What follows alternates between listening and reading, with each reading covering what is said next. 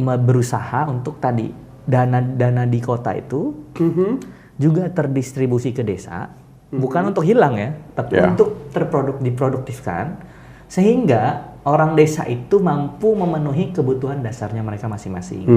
Ketika kebutuhan masyarakat desa itu terpenuhi, maka urbanisasi atau perpindahan orang dari desa ke kota itu harusnya tidak lagi sederas saat ini gitu.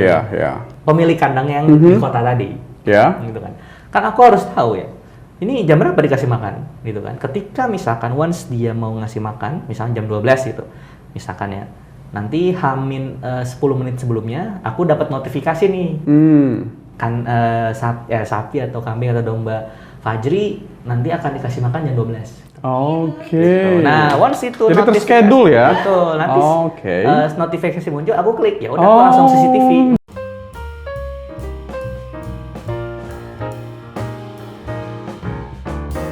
Bismillahirrahmanirrahim. Assalamualaikum warahmatullahi wabarakatuh. Ya, pelibatan anak-anak muda dalam hal peternakan di desa saat ini dianggap sebagai kebutuhan yang penting. Tentu harus ada inovasi dan juga terobosan baru agar anak-anak muda mau menggeluti bidang peternakan di desa. Dan tentu hal ini tidak lepas dengan teknologi dan juga inovasi. Nah, Ternak Park hadir untuk menjawab tantangan ini. Dan Mitra Muslim telah hadir di studio ada Mas Imran Ibnu Fajri, Project Leader dari Ternak Park. Ya, Assalamualaikum Mas Imran Ibnu Fajri. Waalaikumsalam. Masya Allah. Ini anak-anak muda yang mau menggeluti peternakan di desa. Nah, pertama kita jelasin dulu nih, apa nih Ternak Park ini?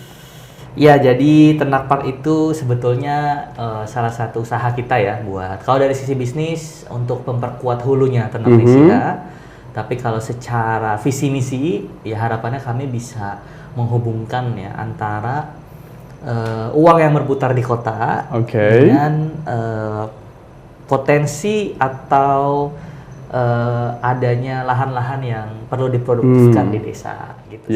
Jadi Ternak Park ini sebenarnya tidak lepas dari Ternak Nesia. Apa kaitannya, apa sambungannya dengan Ternak Nesia? Jadi kalau Ternak Nesia itu kan secara holding ya, Ternak Nesia itu kan bergerak di bidang peternakan secara holistik ya. Jadi trading sapi, trading hewan hidup, dagingnya, daging olahan, ada yang kurban, macam-macam gitu kan.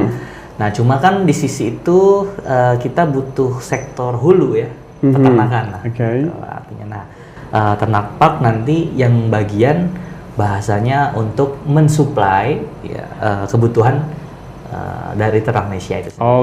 Nah, Mitra Muslim tentu mungkin pernah dengar ya, atau belum pernah dengar, saya kasih tahu bahwa Ternak Nesia pernah meraih penghargaan. Dulu dia pernah menjadi runner up di Astra Startup Challenge di tahun 2018. Kemudian di tahun depannya itu masuk menjadi nominasi The Next Dev ya di tahun 2019 begitu. Apa yang dicapai oleh Ternak Nesia sehingga mendapatkan penghargaan sebagai runner up maupun juga finalis waktu itu? Ya, jadi kami kan membuat bisnis ya tanda kutip. Itu kan memang tarikannya dari, karena bisnis itu kan secara sederhananya kita menyelesaikan permasalahan orang lain gitu. Ketika orang lain diselesaikan permasalahannya atau dipenuhi keinginannya, maka orang akan menggantinya dengan bahasa kita ya revenue ya, atau profit gitu kan, atau ya diganti dengan uang lah gitu. Nah, kami mungkin waktu itu dianggap memang satu-satunya, atau ya mungkin bukan satu-satunya sih, tapi salah satu ya dari startup yang mencoba menyelesaikan masalah di dunia peternakan di Indonesia lewat pendekatan teknologi informasi gitu. Jadi itu yang kira-kira kemarin dapat tanda kutip highlight gitu ya dari acara itu. Jadi bagaimana memadukan atau menggabungkan antara barangkali mungkin bisa dibilang pekerjaan yang ada di desa begitu ya, yang tempo bahala atau jadul gitu ya, dengan teknologi kekinian itu yang mendapatkan apresiasi begitu. Wujudnya bagaimana sih sebenarnya? Jadi sebenarnya saya garis bawahi dulu nih, Mas. Jadi memang dunia peternakan itu jangan kita ya secara mindset itu nggak boleh juga bilang itu jadul. Kenapa? Karena sejadul-jadulnya peternakan pertanian masih dibutuhkan sampai dengan saat sekarang kalau ya. terjadi sesuatu mereka paling utama. Misal kayak yang ada perang gitu kan. Masa kita nyari mobil mewah kan nggak mungkin. Ya, nyarinya pangan pasti. Jadi secara mindset kita harus berpedoman bahwasanya bisnis pangan ini atau industri pangan ini itu salah satu ya kalau bermindset investasi ya. Ya kalau bisa terdiversifikasi di salah satunya di pangan. Kenapa? Karena tadi once jadi sesuatu kita ada diversifikasi bisnis yang itu pokok lah tanda kutip. Gitu ya. Nah, jadi bisnis peternakan itu kita intinya mencoba menyelesaikan permasalahannya di Indonesia gitu dengan pendekatan teknologi informasi tadi. Jadi sebenarnya kita tidak melakukan hal yang tanda kutip baru gitu ya, misalkan peternakannya di atas langit gitu. Terus enggak, kemudian gitu, ada AC-nya, ada teknologi yang enggak ya? Ya sapinya terbang dong enggak gitu. Jadi lebih ke tadi karena bisnis ini ada kita mencoba menyelesaikan permasalahan. Setelah kami terjun ke lapangan, menggeluti bisnis peternakan ya dari tadinya kurban, terus juga jualan daging, memberikan modal kerja ke peternak, semua yang kami lakukan itu akhirnya nanti terkristalisasi dari permasalahan inti yang ada di dunia peternakan. Jadi itu 3 problem itu yang sudah menjadi pakem Ternak Indonesia untuk diselesaikan. Dengan apa? Nah sementara ini kita memberikan bahasanya tanda kutip ya pendekatan teknologi informasi dulu. Gitu. Kenapa? Karena ya jujur kami startup ya kan kalau langsung yang modal besar nah, kita masih mencari investor jangka panjangnya. Kenapa tidak cukup dengan Ternak Indonesia sehingga kemudian memunculkan Ternak Park? Apa yang menjadi pembeda dari Ternak Park? Jadi Ternak Park ini konsep awalnya ya Mas. Jadi kita kan pendekatannya kalau startup itu kalau bisa kolaborasi lah. Kecuali misal ya kami punya ujuk-ujuk dari langit punya uang 1 triliun ya, saya nggak usah bikin ternak, bikin peternakan sendiri kan begitu. Tapi kita menyadari ya Ternak Indonesia menyadari bahwasanya untuk kondisi saat ini Ternak Indonesia memerlukan ya kolaborasi ya dari berbagai macam pihak. Salah satunya ya investor gitu ya. Nah, Ternak Park ini dibuat ya untuk menjembatani tadi. Jadi kami berusaha gimana caranya menggunakan dana investor yang itu ada di kota biasanya umumnya ya. Gitu, untuk memproduktifkan lahan-lahan di desa yang nanti hasil dari produktivitas lahan-lahan tadi itu membantu Ternak Indonesia menyelesaikan sektor hulu gitu. Jadi dan ini sebenarnya poin pertanyaan saya berikutnya.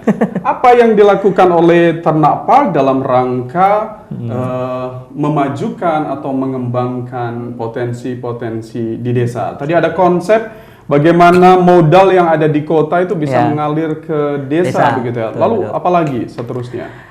Jadi kita kembali lagi ke pemikiran awal dulu ya Mas ya. Jadi pertama kalau semua orang ke kota, ya itu kan begini. Kita itu kan di kota itu digaji bukan berbasis kebutuhan pokok biasanya. Contoh Mas, misalkan nih saya jualan mobil mewah, itu kan. Sebenarnya nanti mobil mewah ini maksudnya nggak kalau kita clear-clearan ya, maksudnya capean mana sih kita jualan mobil mewah sama orang nyangkul di desa kan emang gitu. Sebetulnya capean orang nyangkul di desa gitu ya. Nah dana yang berlebihan artinya pekerjaan yang di kota itu sebenarnya tidak terlalu berkaitan dengan kebutuhan pokok manusia secara umum. Beda sama di desa. Kalau di desa itu memang memproduktifkan tanah beneran Mas. Ya nanam padi muncul kan, beternak dia lahir gitu kan, bisa makan dan seterusnya gitu. Nah kami bahasanya berusaha untuk tadi dana di kota itu juga terdistribusi ke desa, bukan untuk hilang ya, tapi untuk diproduktifkan sehingga orang desa itu mampu memenuhi kebutuhan dasarnya mereka masing-masing. Ketika kebutuhan masyarakat desa itu terpenuhi, maka urbanisasi atau perpindahan orang dari desa ke kota itu harusnya tidak lagi sederas saat ini gitu. Gitu. Kita semua ke kota padahal belum tentu pekerjaannya ada atau tidak atau kerjanya yang aneh-aneh kan begitu. Itu kan faktornya apa? Banyak ya. Ketika di desa nyari pendidikan yang bagus susah, gitu kan. Mau nyari karir yang jelas, ya paling mentok PNS begitu kan. Mau nyari guru yang guru yang apa tanda kutip, guru yang kelas 1 lah tanda kutip begitu ya.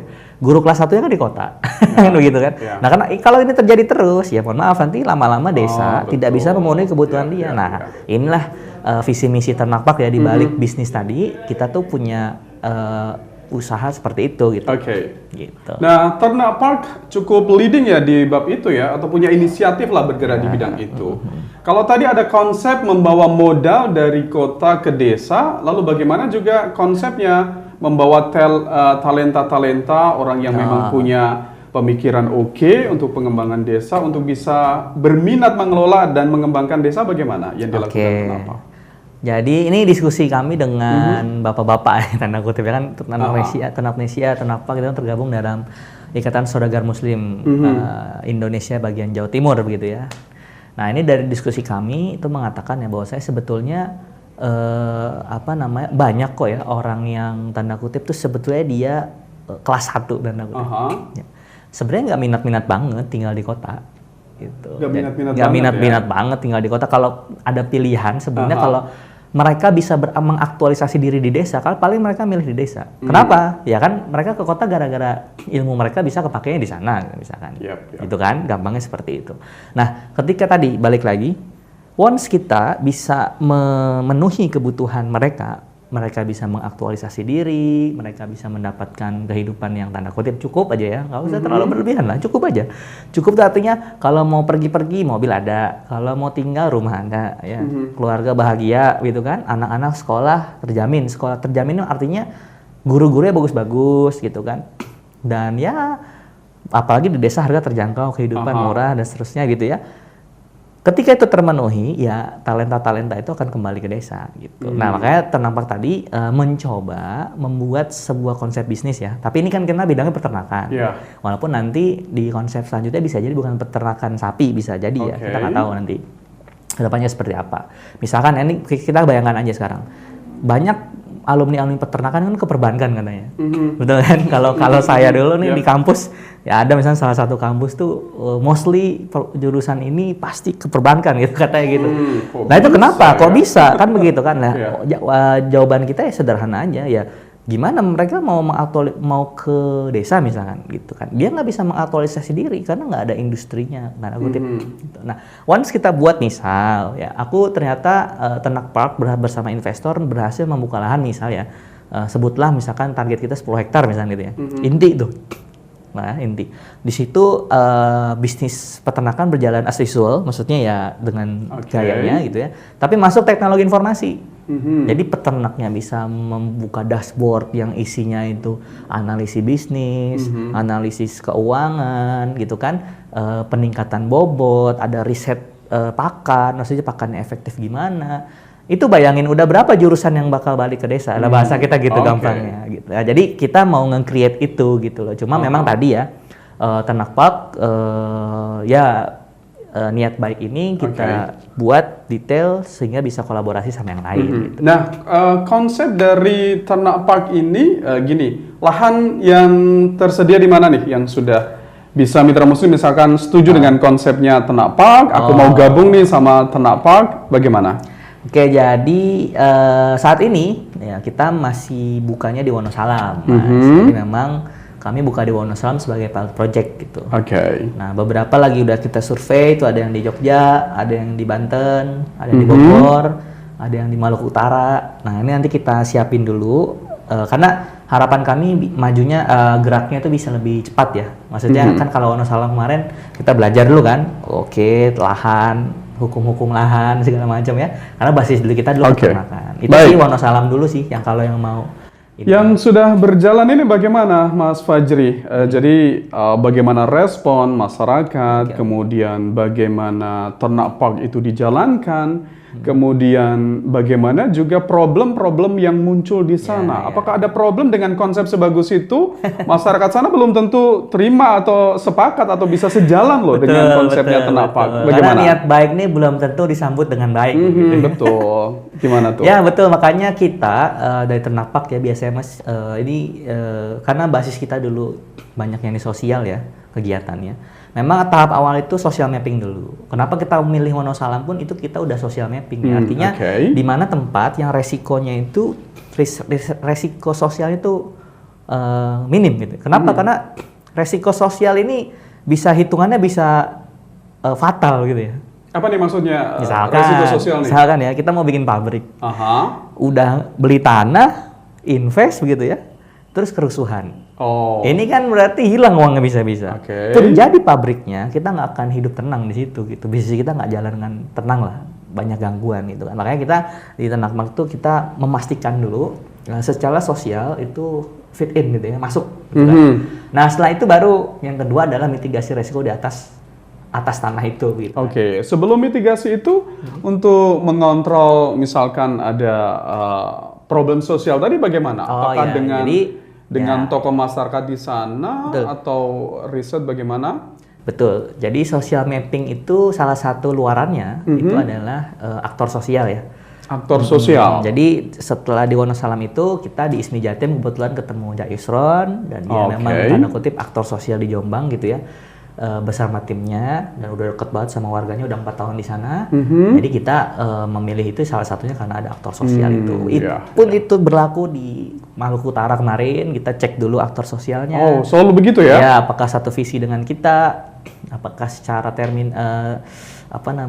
ini aman begitu ya. Nah, itu setelah itu lewat baru bisnis model, perhitungan bisnis baru masuk ya. Nanti dari tim bisnis untuk menghitung harga lahannya berapa, dijual berapa, investor yang akan masuk nih karakternya seperti apa gitu dan seterusnya.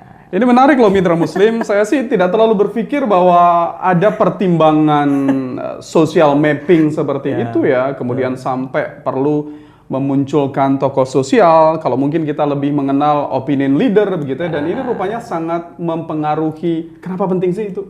Ya tadi ya. Jadi salah satu ide paling faktor krusial di sosial itu adalah gini, kita kan bisnis itu mau menyelesaikan permasalahan, begitu kan. Misalkan tadi sebenarnya kan niat pengusaha nih sebetulnya ya kan bagus-bagus ya, mau membuka lapangan kerja di samping dia mengincar profit kan sebenarnya bisnis itu membuka lapangan pekerjaan.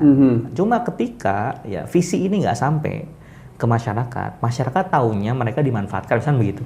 Karena itu bahaya, gitu kan. Jadi misalkan aku mau bikin pabrik apa gitu kan. Dari pihak sana nggak setuju, nanti airnya rusak misalnya gitu. Itu kan kita masuk informasi, oh berarti aku nanti gimana cara biar airnya nggak rusak, kayak gitu dari sisi bisnis. Jadi sosial itu lebih ke gimana kita meng-create satu visi bersama ya antara masyarakat dengan kita gitu. Nah, salah satu jembatan paling utama itu tokoh sosial. Karena tadi kita ada pentingnya gini, tokoh sosial itu biasanya lebih educate gitu kan biasanya. Masyarakat yang umum biasanya kurang memahami gitu. Jadi ini kita butuh jembatan. Iya, ya. Dan itu strategi sekali ya posisi itu ya untuk membangun pemahaman dan bagaimana konsep ini bisa diterima dengan baik oleh masyarakat. Selanjutnya tadi apa Mas Fajri? Apa nih? Selepas mapping sosial apa nih? Karena setelah mapping sosial gitu ya. Tadi kita masuk ke legal. Legal ya. Misalnya kalau yang Tenapak lahan, kalau Ternak Indonesia mungkin analisis kas buyer. Kan bayarnya dicek gitu kan. Kalau di Tenapak berarti lahan, terus juga nanti perhitungan bisnis, ya kan. Terus ngelihat kalau kita di Tenapak itu karena kan gimana caranya, karena kan kita jualan kaflingnya ya.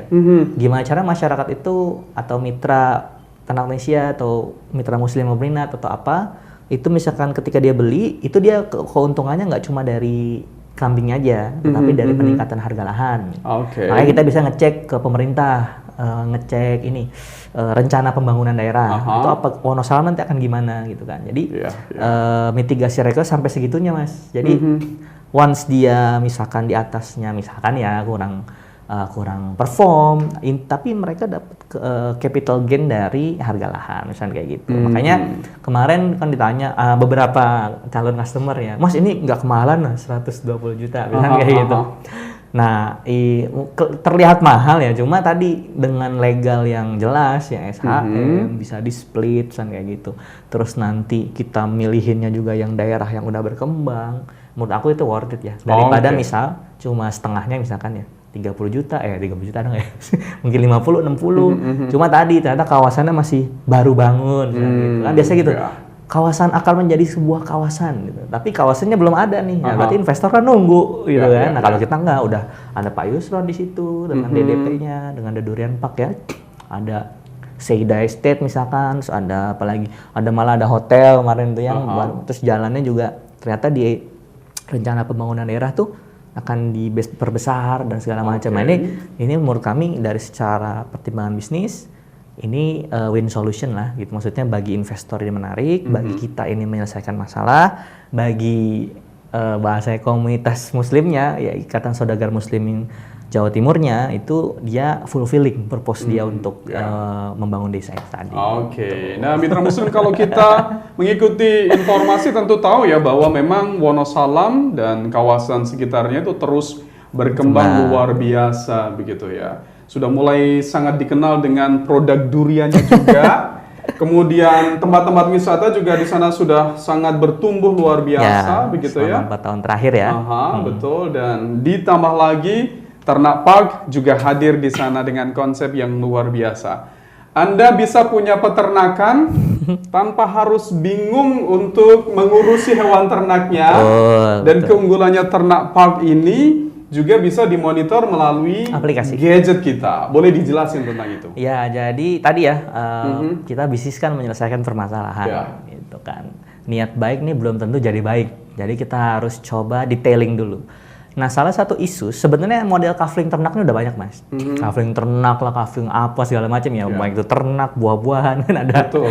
Tapi isu yang pertama itu tadi legal, kita udah selesai ya legal. Terus yang kedua sosial, tadi udah selesai. Nah, yang selanjutnya ini ternyata isu yang terjadi adalah misal ya orang kota tadi nitipkan uang, gitu, misalnya ke jenengan, misalnya di desa ya, aku nitipkan uang nih ke jenengan. Nah, uangnya ini entah kemana gitu. Ini katanya sapinya mati, ternyata dijual gitu. Sapinya misalkan hewan ternaknya misalkan sakit, tapi nggak dirawat.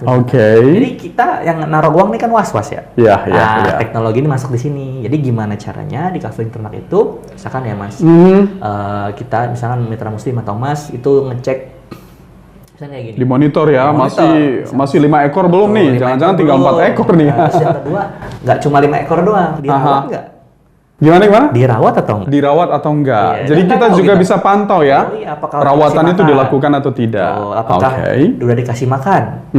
Ketika sakit udah dipanggilin dokter hewan? Apakah ketika mau melahirkan udah dipisah kandangnya? Ini semua yang melakukan peternak, bukan? Jadi namanya anak buah kandang ya. Anak buah kandang. Jadi gini Mas, misalkan ya ini kan daerah peternakan, itu kan ada anak buah kandang ya, yang dia yang ngurusin kandang kan. Kita atau saya misalkan itu pemilik kandang yang di kota tadi, gitu kan. Kan aku harus tahu ya, ini jam berapa dikasih makan, gitu kan. Ketika misalkan once dia mau ngasih makan, misalkan jam 12 gitu, misalkan ya, nanti hamin 10 menit sebelumnya, aku dapat notifikasi nih. Kan sapi atau kambing atau domba Fajri nanti akan dikasih makan jam 12. Gitu. Nah, once itu jadi terschedule ya. Betul. Nanti notifikasi muncul, aku klik ya udah aku langsung CCTV. Jadi begitu ada notifikasi macam kita terima pesan, kemudian kita bisa monitor. Langsung tinggal klik, nanti nanti bisa langsung lewat CCTV yang ada di kandang. Lihat, nih kambing saya dikasih makan. Itu kandang ada CCTV. Ya. Jadi setiap kandang ada CCTV-nya ya, dan kita bisa monitor. Betul, tidak ada treatment, ada perawatan. Kalau untuk cuma kasih CCTV ya semua bisa pakai aplikasi CCTV masing-masing kan. Cuma kita nggak pengen itu. Terus yang nggak pengen cuma itu, sorry. Jadi ada itu. Terus yang kedua laporan keuangan. Misalkan tadi ternak desa kan sebagai pengelola ya, konteksnya itu misalkan kejualnya berapa, terus bagi hasilnya gimana, gitu. Laporan keuangannya misalkan di pakan berapa. Jadi kita pengen serigit itu. Itu tahap 1 Mas. Itu masih tahap 1. Iya, kita punya saya rasa udah cukup komplit ya, tapi rupanya masih tahap 1. Kita ada visi lebih panjang lagi. Gimana tuh? Mas punya bayangan nggak kalau itu kan orang-orang tua ya, maksudnya dia mindsetnya investasi betul ya? Betul. Maksudnya kan ya aku ngapain di Ya, ternak gitu, betul. kalau orang tua mesti mikirnya ya aku pengen tadi ya dapat harga lahan. Nah, kan. Tapi pernah kepikiran nggak anak kita yang melihara? Anak kita yang melihara. Yes, jadi kayak main game tapi real gitu, dan dia menghasilkan betul. Jadi si anak kita tuh bisa belajar melihara satu hewan atau berapa hewan, nggak terserah, peternakan dia 5, mungkin dimulai dari 5 domba gitu ya, dikasih nama masing-masing gitu. Kalau dia punya kesayangan mungkin ditambahin aksesoris apa gitu di dombanya misal ya. Nah terus once dia kejual, dia akan belajar bisnis. Oh iya Gitu. Dan seterusnya. Jadi game ini menjadi game ini jadi game edukasi bagi mereka gitu. Dia bisa tahu. Dan nanti next di ternak parknya sendiri, itu kan tadi gamenya, aplikasinya ya. Ternak parknya sendiri kan akan jadi pusat edukasi gitu.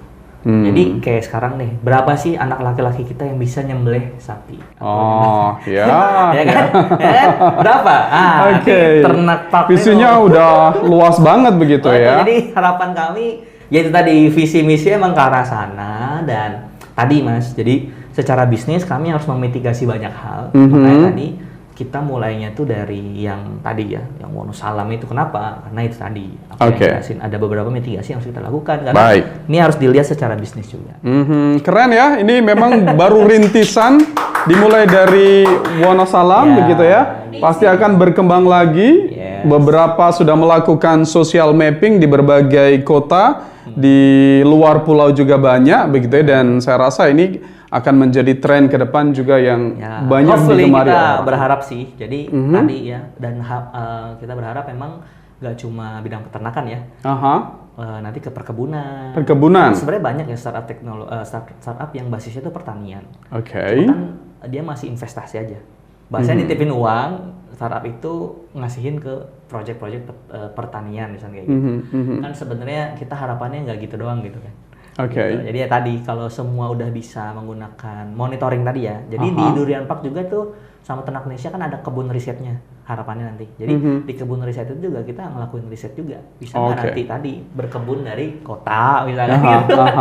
Atau melihara tambak dari kota kan kita nggak tahu ya. Tergantung bisnis potensi di daerah masing-masing. Ini berarti mereka yang sudah gabung atau join di Ternak Park itu selain punya peternakan, ya bisa dibilang punya lahan wisata juga ya, karena memang ada di lingkungan wisata ya. Jadi revenue-nya si investor itu nggak cuma dari satu, dia dapat capital gain dari lahan ya. Di kawasannya berkembang kan. Terus yang kedua, dia dapat tadi bagi hasil dari domba. Ya pertama kita domba dulu ya. Domba dulu, nanti next bisa sapi. Kalau udah nanti investor fit in sama kita bisa ganti sapi misalkan. Nah, itu yang kedua. Terus yang ketiga nanti dapat tiket ya, tiket dari kunjungan begitu ya. Bahkan nanti kita ada beberapa paket ya. Misalkan paket ilmu tauhid, ilmu pengetahuan alam, dan bisnis misalnya gitu. Jadi kita secara holistik ngelihat satu peternakan tuh dari kacamata agama, ya ini hewan, ciptaan Allah gitu kan. Terus sains alam, dia bisa di black, maksudnya di black itu dipotong, nanti dilihat bagian tubuhnya, di anatominya begitu ya. Terus nanti anak-anak bisa ngeriset, oh ini nih ruminansia begini. Nah, terus yang ketiga nanti bisnis gitu ya, nih kita jelasin bisnis peternakan gitu. Jadi sampai ke situ sih. Ya, tidak hanya bicara bisnis, sampai juga bicara edukasi. Ya, betul. Dan konsep di sana pasti tentu juga akan menjadi semacam kampus alam ya. Ya, sejenis itu. Beternak, menikmati indahnya alam, ada arena outbound juga. Ya, ada set outbound. Betul. Nah, Mas Fajri, dari obrolan panjang kita ini, kita pengen Mas Fajri kasih inspirasi ataupun juga penegasan kepada mitra muslim, kenapa mesti saya melirik atau menginvestasikan dana saya untuk peternakan di desa lagi begitu? Apa kira-kira alasan bahwa kita harus beternak dan mengembangkan potensi di desa? Kenapa? Jadi ini bukan saya ngomong juga ya. Jadi ini bukan kata-kata kita aja sebagai Ternak Indonesia, tapi ini bahkan Pak Emil Dardak waktu soft launchingnya juga menyampaikan itu. Jadi desa itu kan basis utama dari produksi sebenarnya harusnya.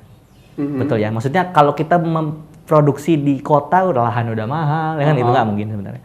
Nah, jadi kenapa desa ini harus dikembangkan? Dikembangkannya bukan hanya ekonominya ya Mas ya. Jadi kalau ekonomi desa itu maju, tetapi isu pendidikan atau pengetahuannya, ilmunya sama aja kayak yang di kota, ya sama-sama aja nanti isusnya sama. Maksudnya ya nanti ketidakbahagiaan, mumet, segala macam sama.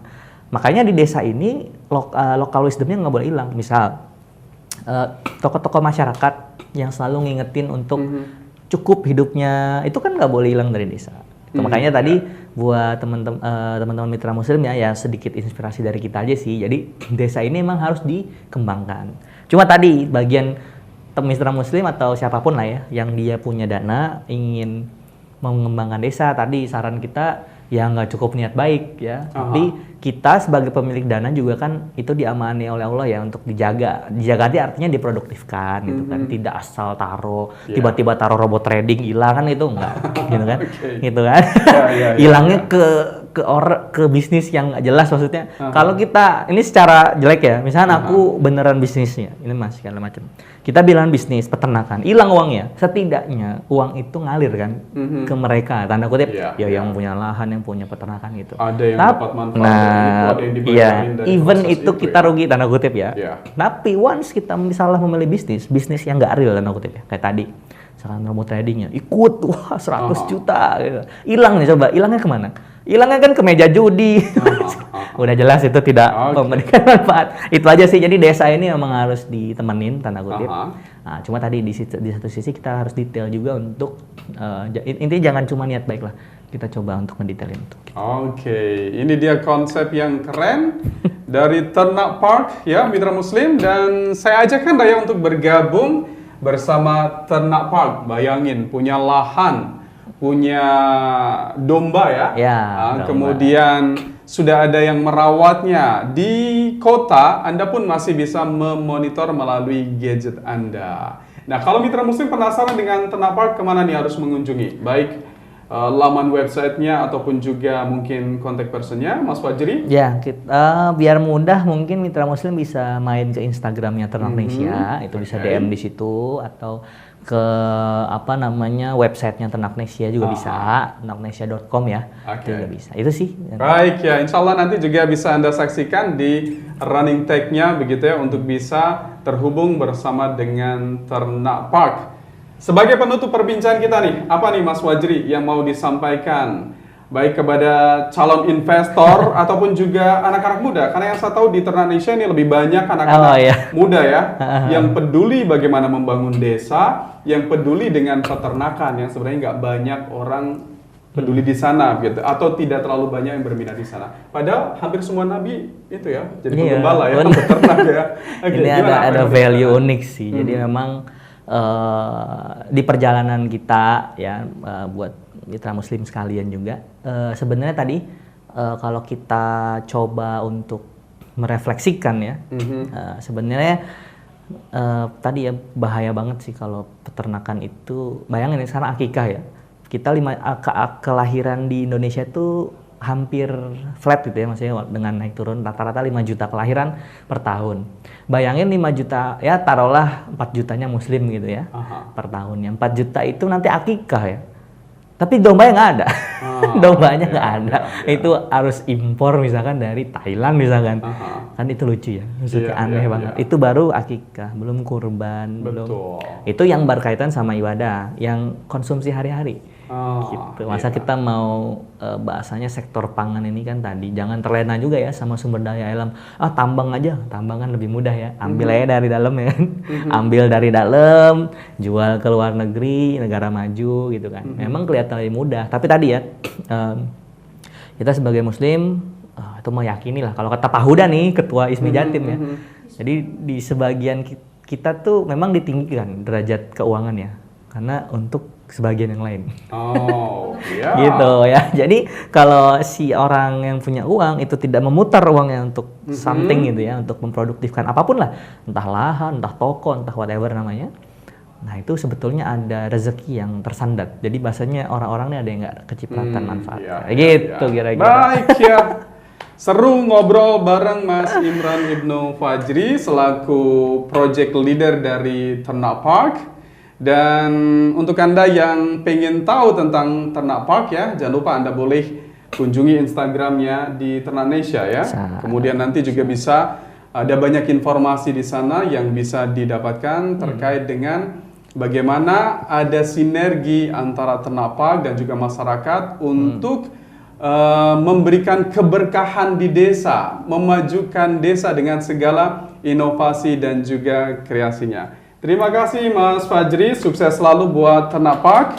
Dan mitra muslim, inilah akhir dari perbincangan saya bersama tamu podcast saya, Mas Imran Ibnu Fajri, selaku project leader dari Ternak Park ya. Dan insya Allah kita akan ketemu di segmen berikutnya, pada episode berikutnya dengan tamu dan juga tema yang tak kalah menarik lainnya.